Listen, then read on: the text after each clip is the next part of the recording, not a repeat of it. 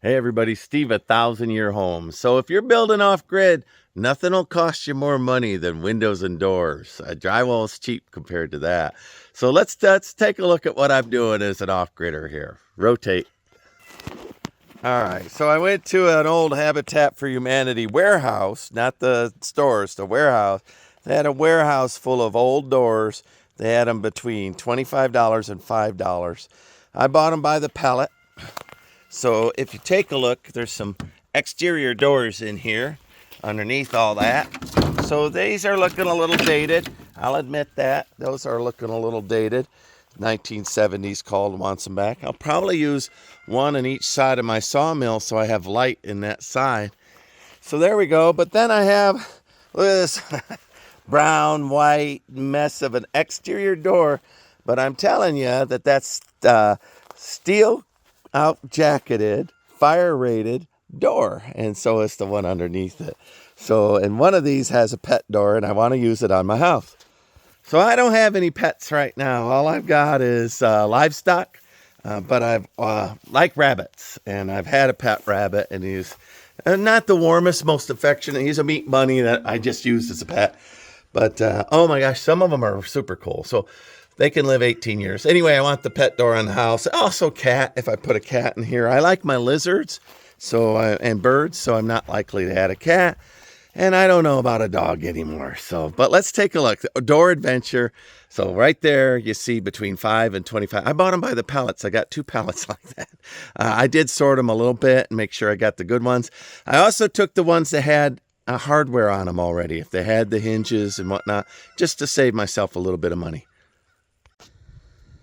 All right, so there's one of them used doors, cleaned up, put up, and almost done for this southwestern adobe style house. Now, if you'll notice, it's a shipping container, but I'm going to wrap it in adobe when I'm done.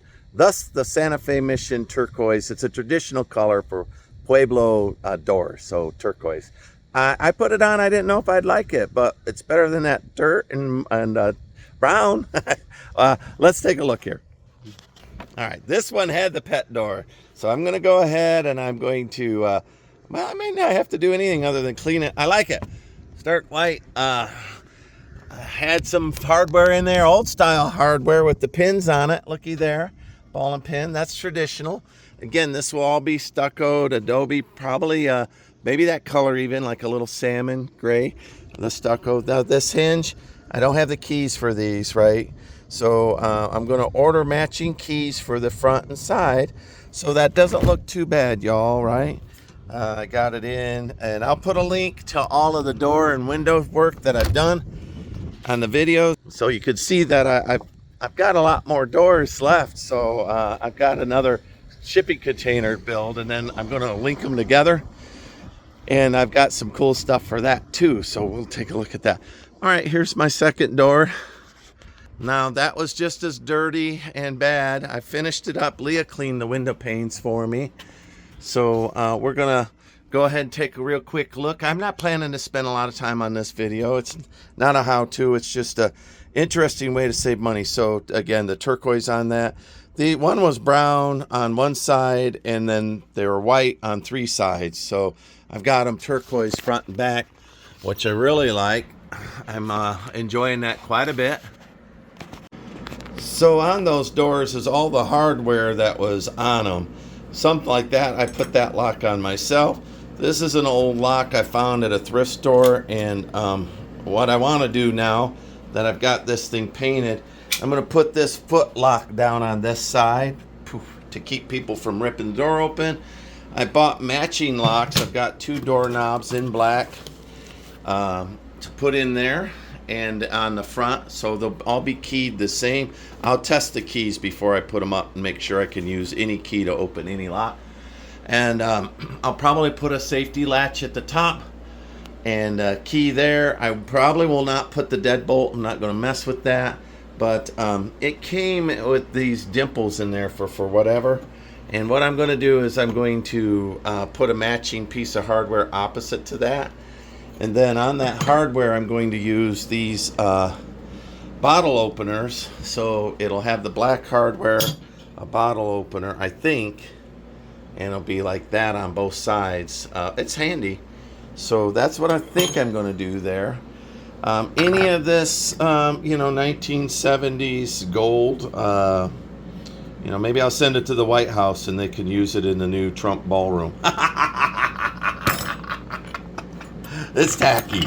So I'm not gonna do anything with it. That's interesting. That deadbolt doesn't look like it did. Well, maybe it was attached to that. Anyway, nevertheless, none of that. I'll try to reuse the hardware that's not stripped. Some of these are stripped pretty bad. I'll just throw those away. But that's the next subject, is for me to get the front and back door knobs done, and then this door will be done for my final build, and the other door will be done for my final build. Behind me is an unfinished shipping container home with cut, hand cut. A lot of these are hand cut, 4x4s and whatnot, all the way back in 4-foot sections, all the way back. Made it convenient to hang drywall. I hung the thickest drywall I could find, 5/8. I looked for 3/4, couldn't find it. 12-foot sections, so there's no seam. All the way up, all the way over. Good, solid construction. I'll tell you, a month ago we had a hurricane come in, knocked out the power in this part of Texas and downed a lot of trees. This shipping container didn't even shake. Because I'm off grid, I had power the whole time. I didn't even know Texas didn't have power, because I only go into town for groceries once or twice a month. All right, but doors, that's what we're working on. So I'm going to match these doors up. 1,000-Year Home is the name of my site, because I'm trying to make this house last 1,000 years. So I went with the highest quality door knobs that made sense. Now, I've still looked at them. I still see nylon. I pay hundreds of dollars for doorknobs. I think I paid $262 for two matching keyed doorknobs. And they look a lot like just stuff that was only $50, right, for two. But I went a little more expensive with the idea I'm a 1,000-Year Home. If I could get doors with ball bearings and German engineering, I sure would.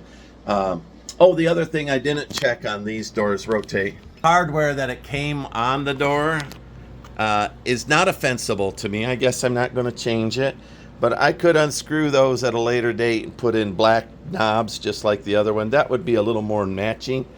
But I just took whatever was on these French doors. And this is an exterior French door. They make interior ones. This is an exterior one. But all done reconditioning it. Let me go ahead and get the knobs in, and then we'll take a look at it from there. All right, good thing I took them out and inspected them. Right off the reel, they're the wrong knobs. I ordered, I believe, Schlage knobs, and here we go. Not Schlage. But so I'll check and make sure now all the hardware's, it's acceptable hardware to me. But I'm a little disappointed, right? But it's black, bronze, it's as expected. Doesn't all quite match, right? Vendors aren't close anymore. Don't know how I feel about that, but I need a door that doesn't blow open. So, man. So building a 1,000-Year Home. So starting with something like a Schlage lock or something that has ball bearings in it, probably you could get 25 years out of a doorknob, maybe even more.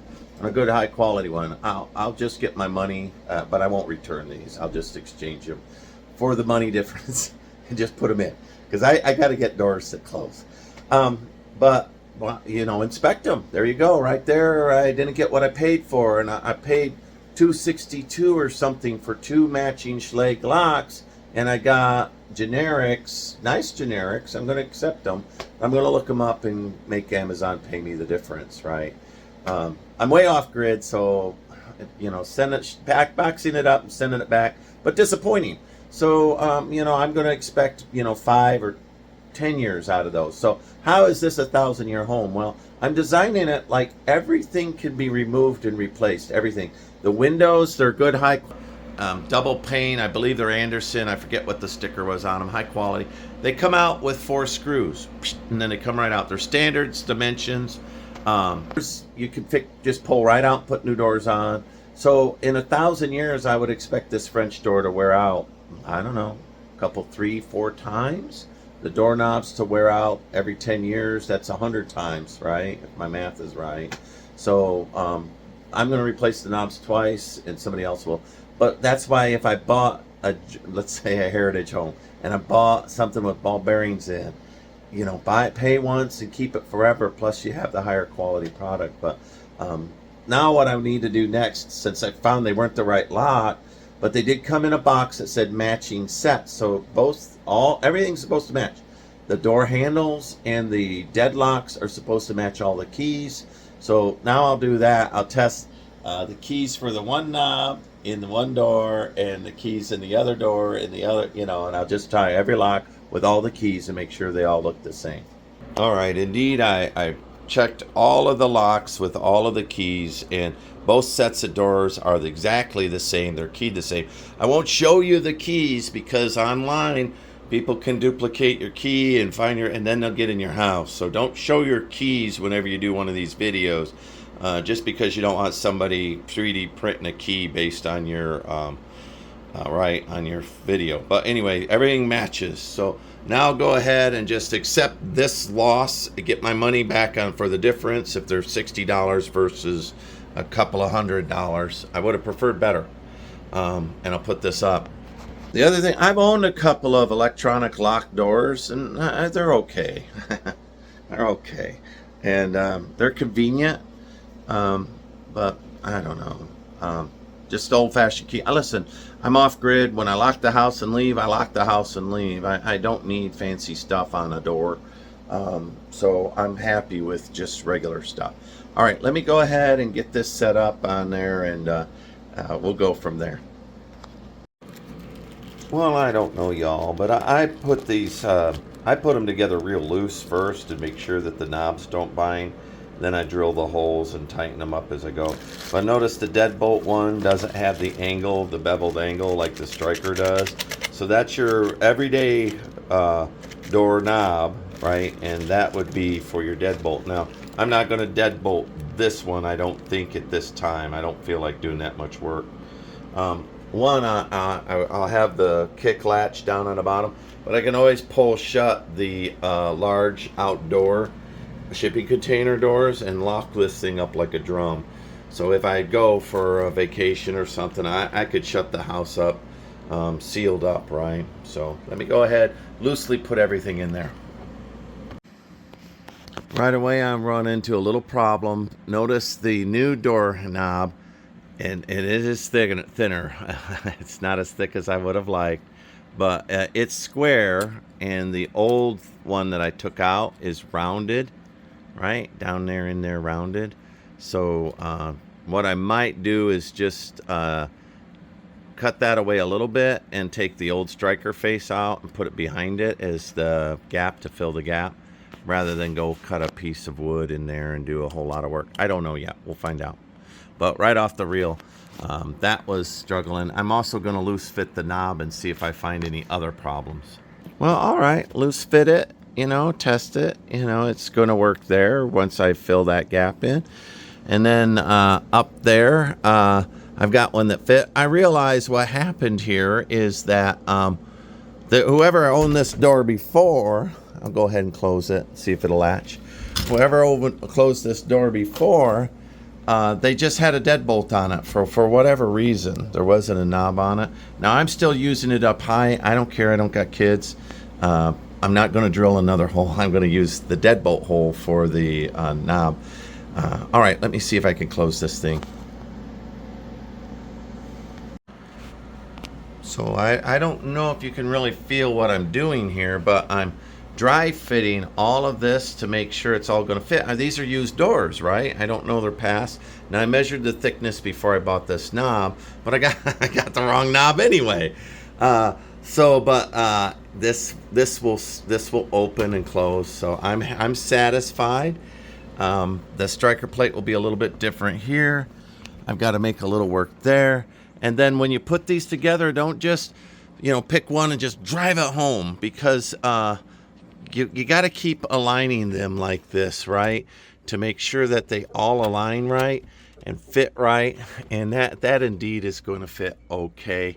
And then I'll have that little circle thing here with a bottle opener on it, and that will keep the door balanced and be functional. So, all right, well, I'm digging that. Let me keep going, and then I'll come back when I hopefully got it all together. I'm putting this on, so I'll take the my chisel and I'll cut that out from round to square. But I think I'll just take the other striker that I don't need for the deadbolt, and I'll put that behind as the spacer rather than try to find a piece of wood and go through all that. So I'll just put that behind it and get that out a little bit. It'll fit just fine. So the best laid plans of mice and men. So, you know, I was going to use the deadbolt striker as a spacer. So I went ahead and I lined it up, made sure it would fit. And indeed it does here, no problem, right? But if I go ahead and try to put it onto the back, it doesn't fit over the tumbler, right? It doesn't fit. So what I'm just going to do is get a cutoff wheel and cut off both sides. But that's the story of working on doors. They're always difficult, new or old, but especially old. You know, I bought those out of a pile. So that which I save up front, you know, I'm spending a little bit more time engineering. But everything's custom cut, like all these, see these logs that I put in here, these timbers, everything's custom cut. So a log starts out fat on one end and goes down with a natural taper. So I can't, you know, have to compromise that kind of stuff all the time anyway. So, but anyway, let me go ahead and cut that striker plate and get that in. So I thought, oh, I'll show you the finished product, but I guess I'm going to keep showing you as I go. Let's fix that. Well, that went pretty well. It's not, I always leave it a little loose when I'm doing it and, you know, tighten a little at a time doorknobs so that they don't bind. The only thing I noticed, yeah, I did crack it right here, but it was actually already cracked. Whoever had machined it before had done a little more on this side than that side, as you can see. So I went with it, right? And I've got a little split in there. I'll have to glue. But other than the striker plate on this side, it's in there loosely. I haven't tightened it all down, but it turns really sweet. The lock works without a problem. The knob works without a problem. Super happy with it. Let me keep going. So for the striker plate, what I do is I bring the striker plate in and I touch the door. And if you look real close, I make little tiny marks on both sides. So then I know which way this way goes. It already has a hole in it. I didn't do it. If I needed to put a hole in this thing, I rub wax or black on the strike head, and I see where the mark ends on the board. But in this case, I can't do much. You know, I could see it needs to be pushed in a little bit. So the striker plate will be all the way in between those lines, and then it should fit. Really bummed for that split. And here's an example of the wisdom of keeping things loose, not all the way tightened down when you first start. So the door, when I first closed this, with all of this alignment, the latch wouldn't open smoothly. It stuck out just a smidgen, went in full detent like that, where it was hitting the striker. Now I could have carved more room out for the striker, but rather than do that, I simply moved the knob in and over. It was like 30 seconds of an inch. So, and now I'm ready to tighten everything down, and look, you know, it just closes. So unfortunately, I'm going to have to fix that one little spot, but there we go. We're all set. Now I can go to the front and I can do that. Oh, I got to touch up. See, I moved that. The paint is brand new, so I'll have to touch up and glue that one thing. All right, using old doors is fun. Look, it's up. It's done. Right, from a pile of dusty boards that I paid between $5 and $25 a piece for. Been in a security door now. Now what I have to do is I have to do this door. So, I'll cut these out. Notice I painted around them. That's bad business, but I painted at night, and I didn't want animals in my house. I have animals out here. So anyway, I'll take a razor knife. I'll cut around that. I'll take off all this old hardware and put on the new hardware that matches that door. All right, well, same process, twice as hard on this side, because I had a deadbolt and a regular latch. Let's see, I locked them both. Let's just see, right? Let's just see. There we go. Hey, hear how easy that went in. Click. All right, that's still locked, huh? There we go. All right, there we go. Ta-da! I got a touch up for paint. All good. Lock it from the outside.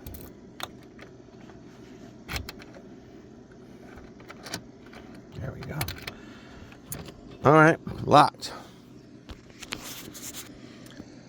Listen, y'all, doors aren't easy. They really aren't. Just hanging them's a big deal, right? If you're a little bit off, they tip.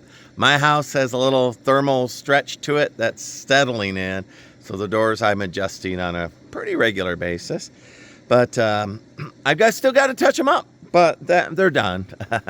So, all right, new knobs all the way around. You saw when I started with those junky, dusty pile of doors. Doors are getting expensive, $900, $1,000 sometimes. I've got decorative doors here too for the main hallway when I build that. But both of them are all done. I get to call it an evening. I've still got a little bit of bric-a-brac to do. You know, the latch that goes into the ground, just a little bit here on this door. Basically, I want to just keep it if I'm gone and a hurricane comes in or something. I want the doors to be really secure to be able to survive that kind of a rattle. This is Steve at 1,000 Year Homes. Like, subscribe, follow me along. Bye. I've been saving doorknobs for 40 years and never, ever, ever had a need for an old doorknob, ever. And yet, pile them up. I probably got 100 of them out there.